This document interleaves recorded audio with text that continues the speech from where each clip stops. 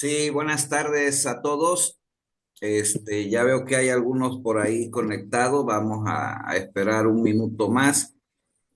Como les comento, se tiene considerado la posibilidad de participar en los juegos escolares. Entonces, ya las competencias son con árbitros oficiales y pues la idea es que conozcamos el reglamento porque hay algunas veces en que las personas se quedan con la sensación de que les hicieron trampa o algo, ¿no? Realmente el reglamento es muy extenso y, y pues uno tiene que estudiarlo cuando va uno a competir, ¿me entiende? Entonces, bueno, de eso va a tratar ahorita esta charla y bueno, vámonos para allá. Ok. ¿Sí se escucha bien todos, jóvenes?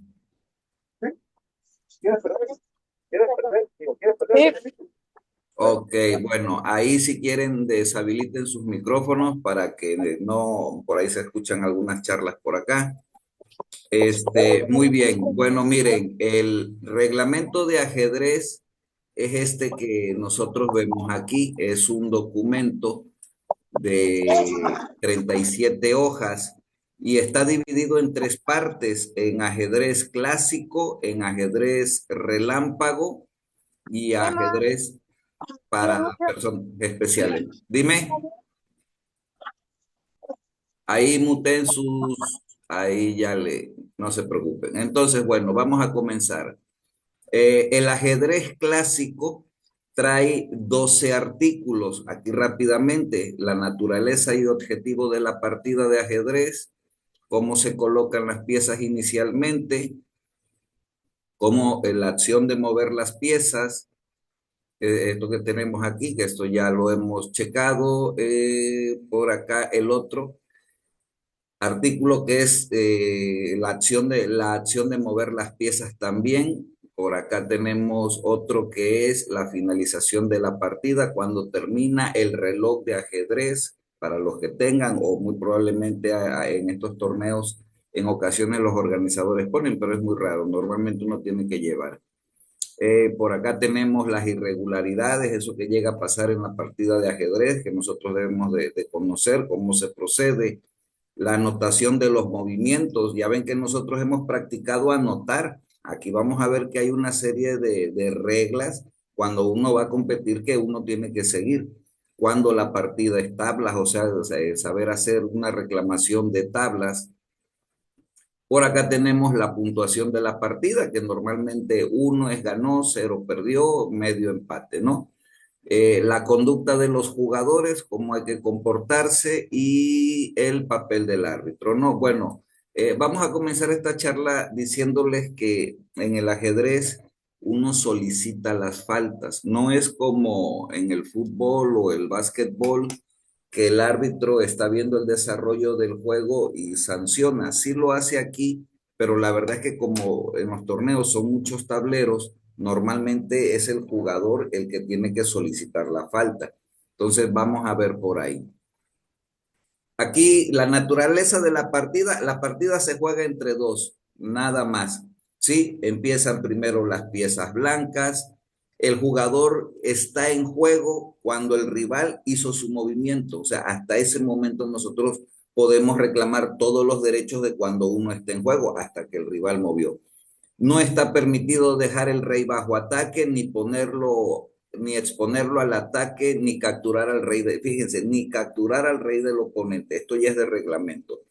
Si la posición es tal que ninguno de los dos jugadores puede dar mate, la partida es tabla. Cuando hay dos reyes solos, rey y alfil contra rey, rey y caballo contra rey, y hay situaciones donde hasta con dos caballos y el rey contra rey se considera tabla. La posición inicial de las piezas, la casilla blanca va a mano derecha, esto es importante tenerlo en cuenta. Ya sabemos cuáles son las piezas, aquí nos dicen los símbolos con los que vienen, cómo se colocan inicialmente las piezas. Normalmente en las que más se llega uno a equivocar o llega a estar mal un tablero acomodado es a la hora del rey y la dama, y en ocasiones el caballo y el alfil, ¿no? Entonces, dice el movimiento de las piezas. Aquí nos habla de cómo se mueven las piezas. no está permitido que una pieza ocupe la casilla de otra pieza del mismo color. O sea, comerme yo mismo a una pieza mía. No se puede. Si una pieza se mueve a una casilla ocupada por el adversario, esta es capturada y retirada como parte del mismo movimiento. ¿Cómo se captura? Se dice que una pieza ataca a otra del adversario si puede efectuar una casilla, una captura en esa casilla conforme a los artículos 3.2 al 3.8, que es cómo se mueven las piezas, ¿no? ¿Cómo capturan? Se consideran que una pieza ataca una casilla, incluso si esta no puede ser movilizada porque está clavada. Porque dice, es que me puse en jaque, pero es que el alfil está clavado. No, aunque esté clavado, está dominando la casilla, ¿no? Ok, aquí está cómo se mueven las piezas. Esto ya todos nosotros lo tenemos, ¿sí? Cómo se mueven las piezas. El caballo, aquí nos muestra cómo puede brincar a la estructura de peones u otras piezas. Los movimientos de peones hacia adelante, al inicio 2, después 1, y las capturas que son en diagonal, y aquí viene el tema de la captura al paso, ¿no? Que cuando el peón avanza 2, este le puede capturar al paso. Eso viene de reglamento, porque de repente hay niños que no lo saben, llegan a venir de otras escuelas y están empezando, y a veces lo desconocen y te dicen, oye, pero no, eso es de reglamento, que se puede comer así, ¿no? Entonces, acá en el caso del enroque, dice, el enroque es un movimiento del rey y una de las torres, puede ser con cualquiera de las dos torres a lo largo de la primera fila, ¿no? Aquí nos pone dos ejemplos donde uno se enrocó largo, otro se enrocó corto, y aquí nos dice cuándo se pierde el derecho al enroque. Si el rey se movió por alguna cosa, comiste algo, te moviste y después lo dejaste en la posición original y te quieres enrocar, ya no, porque ya el rey se movió. O la torre con la que quieras hacer el enroque ya se movió. De ese lado, con esa torre ya no se puede. Puedes hacerlo con el otro. Cuando estás impedido, si una de las casillas por donde va a pasar el rey la domina otra pieza, o si tienes una pieza tuya todavía o del rival entre las dos, no te puedes enrocar, ¿me entiendes? Hasta que desalojes o protejas las casillas del rey. Se dice que el rey está en jaque si está atacado por una o más piezas del adversario, ¿no? Aunque una de ellas esté clavada. Ninguna pieza puede ser movida de forma que deje a su propio rey en jaque, ¿no? Oye, pues si una pieza está clavada porque está defendiendo al rey y yo la quiero mover, no, no puede ser movida porque vas a dejar a tu rey en jaque, ¿no?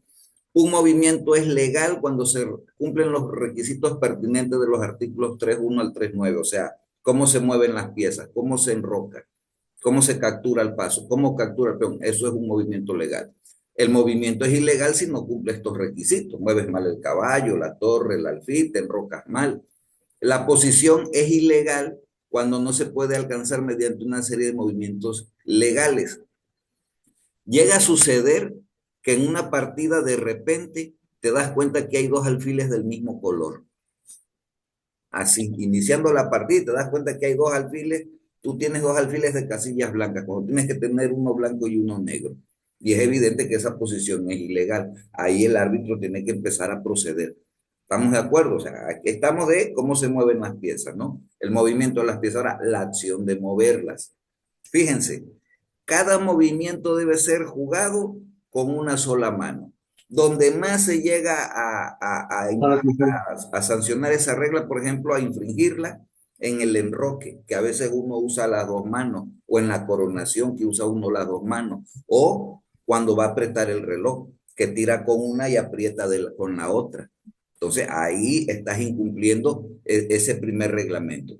Solo el jugador que está en juego puede ajustar una o más casillas, que es el famoso acomodo, siempre que previamente exprese su intención de hacerlo.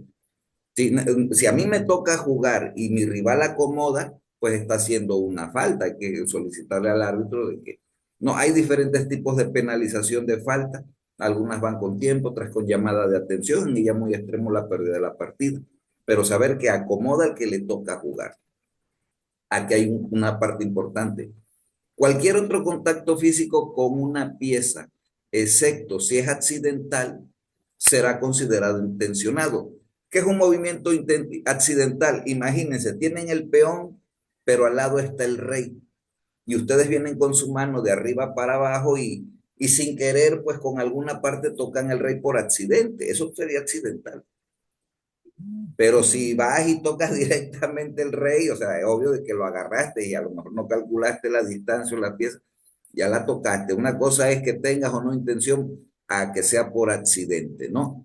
Dice, exceptuando lo previsto en el artículo 4.2, si el jugador que está en juego toca sobre el tablero con la intención de mover o capturar, porque aquí se llega a suceder que a veces uno puede mover más de una pieza y te das cuenta que, bueno, aquí hay que aclarar qué es lo que va a pasar. Dice, dice, si el jugador que está en juego toca sobre el tablero con la intención de mover o capturar una o más piezas propias, debe de mover la primera pieza tocada que se pueda mover. A lo mejor tocó una torre y después un alfil, ¿no? Y la lógica me dice que tengo que mover la torre, pero si la torre no se puede mover, entonces tendría yo que pasar con el alfil. Y si el alfil no se pudiera, entonces ninguna de las dos y pasaría yo a hacer cualquier otro movimiento. Una o más piezas del adversario debe capturar la primera pieza tocada que pueda ser capturada. Si yo toco una pieza del adversario, estoy obligado a capturarla, con la que sea mía. No, si yo toqué una pieza del adversario y vi que era con la dama, me la tengo que comer porque ya lo toqué. ¿Estamos de acuerdo? Si toca una o más piezas de cada color, aquí llega a suceder, debe capturar la primera pieza tocada del adversario. Fíjense, esta parte es importante, porque dice, si uno toca una o más piezas de cada color, que a lo mejor agarra dos a la vez, debe de capturar la primera pieza tocada de la primera pieza tocada que pueda ser capturada.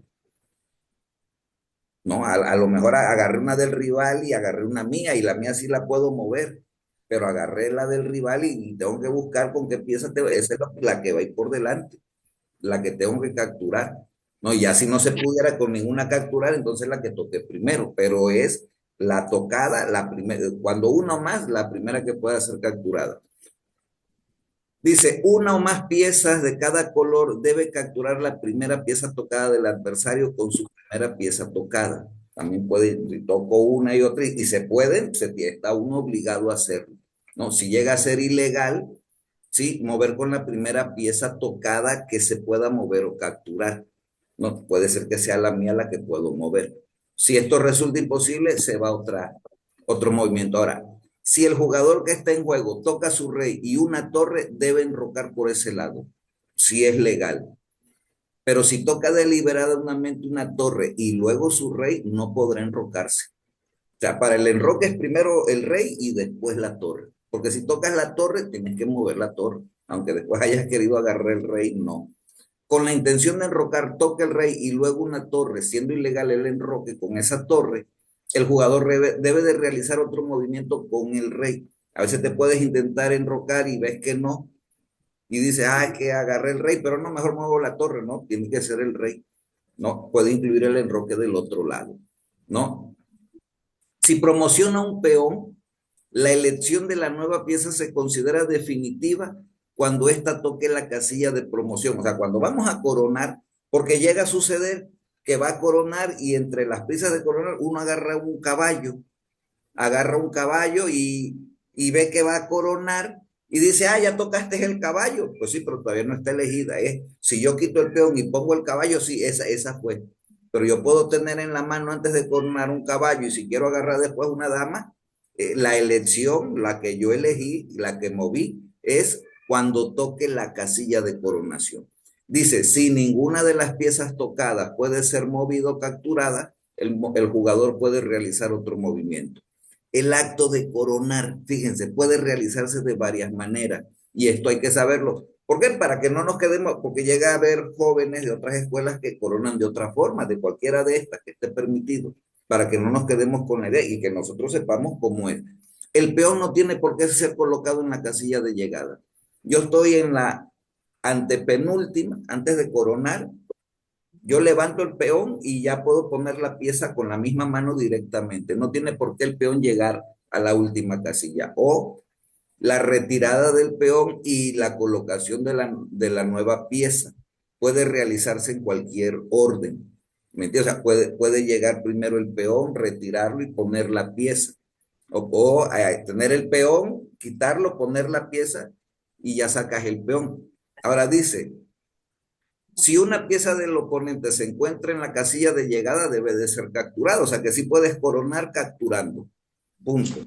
Aquí viene algo importante. Cuando se ha dejado una pieza en una casilla como movimiento legal o parte de un movimiento legal, ya no puede ser movida a otra casilla. O sea, esto quiere decir pieza soltada, pieza jugada. O sea, una vez que tú la sueltas y ese movimiento es válido, se considera, aunque te falte apretar el reloj. ¿Estamos de acuerdo?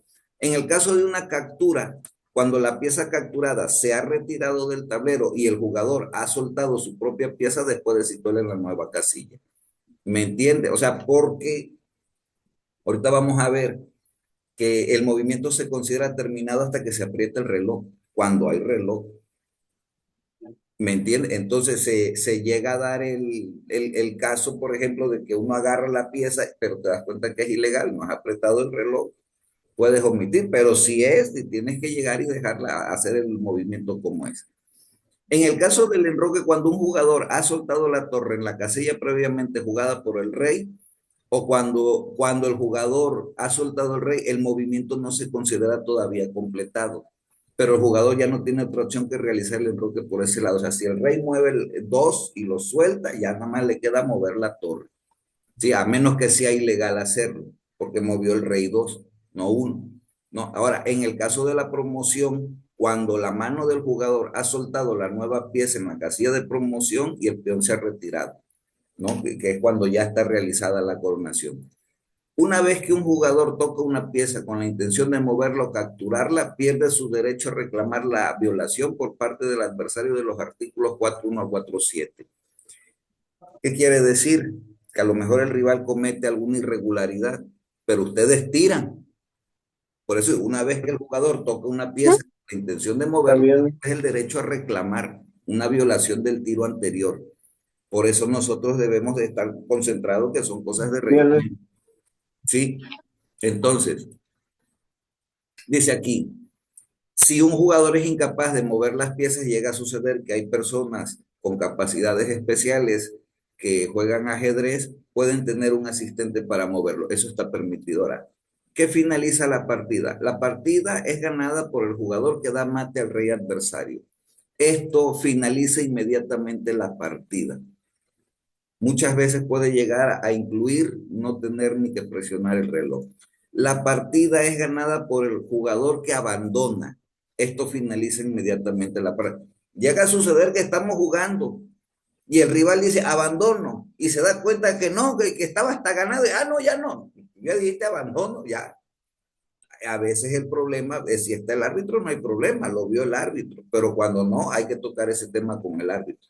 Por eso, mucho cuidado al decir abandono. Una vez que dices abandono, es como si llegara el mate.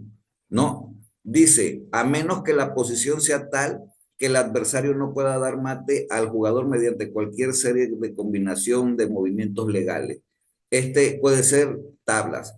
Llega a suceder, no sé, se ha dado que yo tenga el rey solo y el otro tenga rey, dama, peones, caballo y el otro diga abandono, ¿no? Diga abandono, pues yo tengo el rey solo, yo no puedo reclamar la victoria porque ahí dice, a menos que la posición sea tal que el adversario no pueda dar mate al jugador mediante cualquier movimiento posible. Un rey solo no puede darle mate a otro rey solo porque nunca lo va a poder atacar. O sea, entender en qué condiciones.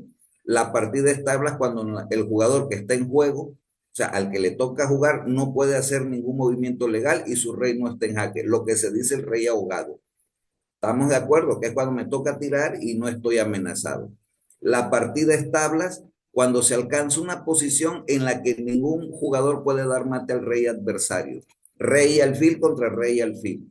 Rey y caballo contra rey y caballo. Eso va a ser tablas porque no se puede llegar a una situación de mate. La partida es tablas por común acuerdo entre los dos jugadores. O sea, los dos jugadores van y ¿sabes qué? Tablas, tablas. Dice, y cuando ambos jugadores hayan efectuado al menos un movimiento. Hay dos, tres movimientos, al segundo, oye, tablas, tablas, porque nos convienen, porque ya es la última ronda y nos queremos ir rápido, pero las tablas por común acuerdo van. Ahora, vamos a hablar del reloj de ajedrez, ¿no? El reloj, un reloj es un reloj con dos indicadores de tiempo, ¿no? Que una forma que funciona uno y se detiene el otro. Y cuando funciona el otro, se detiene el anterior. En la ley se hace referencia a reloj, a estos indicadores de tiempo. Cada pantalla cuenta como una bandera. Dice, durante la partida, cada jugador, una vez realizado su movimiento sobre el tablero, detendrá su reloj, aprieta y esto pone en marcha el del rival. Y fíjense lo que dice aquí, esto completa el movimiento. Eso es lo que hay que entender. O sea, que en la parte de la regla donde dice, tú puedes reclamar hasta que el otro hizo su movimiento, hasta que te toca a ti, o sea, que el otro haga su movimiento, es hasta que apretó. Llega a suceder que el uno está en jaque, agarra otra pieza, ¿sí? La mueve y hasta la suelta, siendo ilegal, pero no ha apretado el reloj, no ha terminado su movimiento y puede rectificarla, pues no podemos obligarlo a hacer un tiro ilegal. Pero si está en jaque y mueve otra pieza y aprieta el reloj, ahí ya es el ilegal, ahí ya se solicita la falta.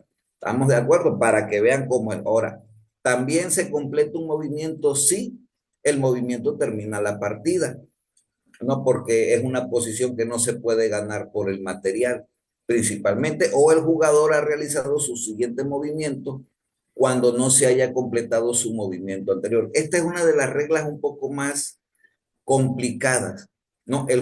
Aquí se quiere decir, fíjense, que le toca tirar a mi rival, le toca tirar a mi rival, él tiró mi rival, sí, pero ¿cómo se llama?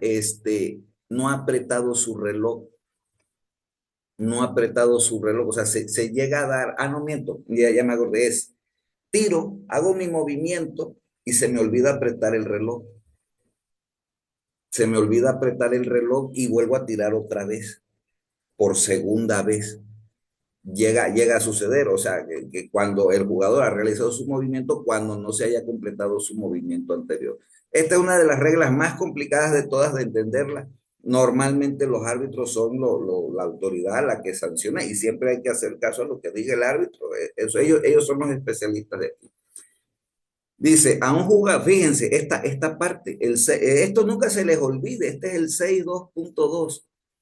A un jugador se le debe permitir detener su reloj después de realizar su siguiente movimiento, incluso después de que su movimiento haya realizado, su adversario haya realizado su siguiente movimiento. O sea, yo puedo detener, tengo el derecho de detener el reloj y hablarle al árbitro. Tienen derecho a hacerlo. ¿Qué es lo que va a pasar? Que si tienen derecho, se corrige y si estás mal en tu reclamo, te sancionan con 1 minuto o 2, o sea, cuando te dan 60, ¿no? Pero llega a ser esa parte. Tenemos derecho a solicitar el tiempo, porque dice, el tiempo transcurrido entre la realización del movimiento y la puesta en marcha se considera como parte del tiempo asignado al jugador. Aunque aquí, digo, si el reclamo está bien, no te des cuenta en nada. Aquí va otra. Un jugador debe pulsar su reloj con la misma mano que realizó su movimiento. O sea, todo es con la misma mano con la que tiré la pieza, con esa tengo que apretar. Está prohibido fíjense esto, está prohibido que un jugador mantenga el dedo sobre el pulsador o rondando por encima del tablero. Llega a ser jugadores que hay así, que están con la mano encima del tablero y quieras o no te distrae. Los jugadores deben manejar el reloj de ajedrez correctamente. Está prohibido golpearlo violentamente o andarlo maniobrando. Un manejo incorrecto va a ser penalizado. Hay niños que pues en el enojo de la partida le pegan al reloj y lo rompen y lo tienen que pagar. Punto. ¿No? ¿Qué necesidad? El reloj se tiene que manejar para presionar, no para golpear. Solo se permite ajustar las piezas al jugador cuyo reloj está en marcha. Imagínense, mi rival tiró, pero no ha apretado el reloj.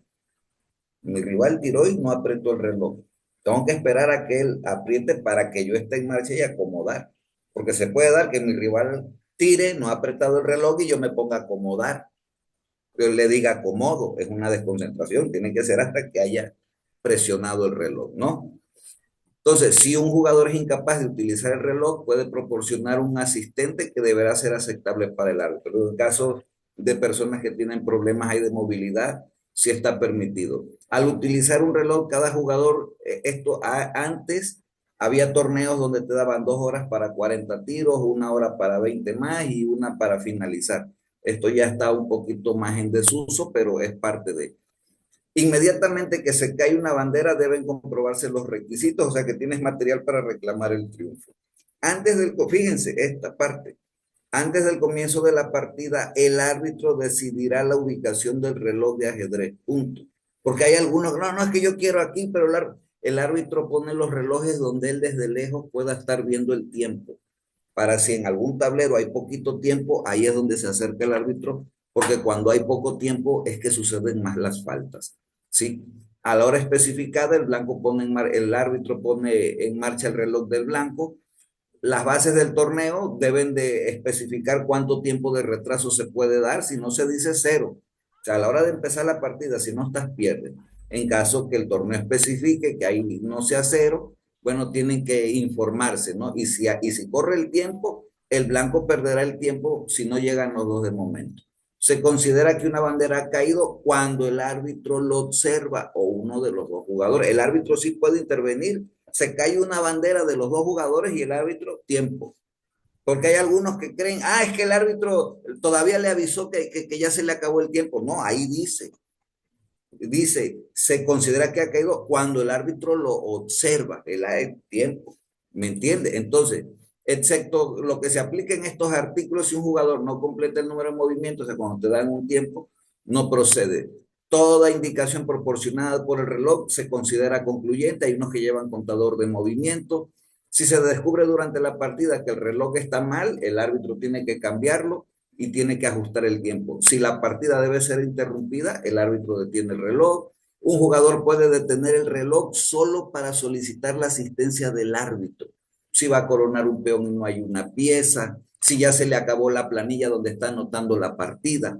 ¿Me entiende? Podemos. El árbitro decidirá cuándo se va a reanudar la partida. Si un jugador detiene el reloj para solicitar la asistencia, este determinará si el jugador tiene razón. Si resulta obvio que el jugador no tiene razón, será sancionado conforme al 12.9. Una llamada de atención, algunas veces te quitan tiempo. Irregularidades se produce si las piezas deben de ser reubicadas a una posición anterior, el árbitro hará uso de su mejor criterio. Cuando hay piezas hay dos alfiles del mismo color, o vemos que alguien anda sin rey y vamos a ver qué pasa, el árbitro reconstruye. Si en el transcurso de la partida se comprueba que la posición inicial de las piezas era incorrecta, fíjense, esto es para que después no digan, si en el transcurso de la partida, no dice cuántos tiros, se comprueba que la posición inicial de las piezas era incorrecta, la partida se anula y se juega de nuevo.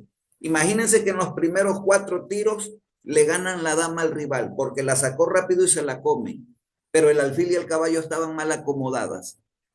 Y cuando van a reclamar, el árbitro dice, esa posición está ilegal, hay que comenzar la partida de nuevo. ¿Por qué? Porque las piezas tienen que estar correctamente, si no, se juega de nuevo. ¿Estamos de acuerdo? Si en el transcurso de una partida se comprueba que el tablero no se colocó bien, la partida continuará, pero se pasa a otro tablero. Fíjense, llega a suceder, si una partida ha empezado con los colores cambiados, que yo era blancas y estoy al lado de negras, si van menos de 10 tiros, se interrumpe y se ponen los colores correctos. Si no, se continúa. ¿Estamos de acuerdo? Si un jugador desplaza una o más piezas, deberá de colocarlas en su tiempo. Voy a anotar y tiro unas piezas con mi reloj, yo tengo que acomodarlas. Si fuera necesario, tanto el jugador como el adversario pueden detener el reloj de ajedrez y solicitar la asistencia del árbitro. El árbitro puede sancionar al jugador que desplazó las piezas. Y ahí les va. Un movimiento ilegal se completa una vez que el jugador ha pulsado su reloj. Punto. Ya. ¿No? Cuando no hay reloj, como nosotros que jugamos en el taller sin reloj, es hasta que suelta la pieza.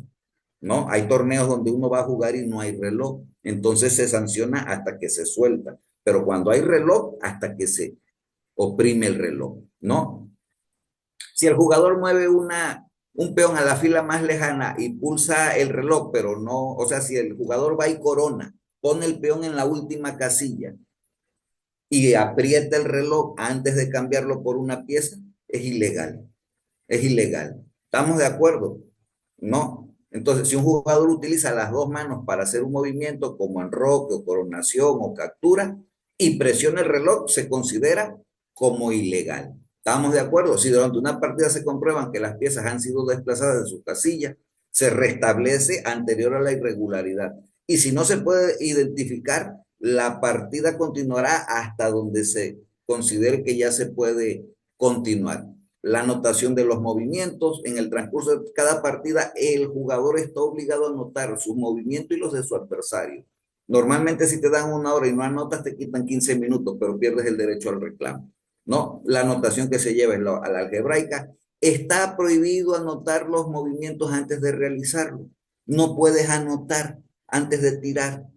¿Estamos de acuerdo? Hay dos formas. Tiro, anoto y presiono el reloj.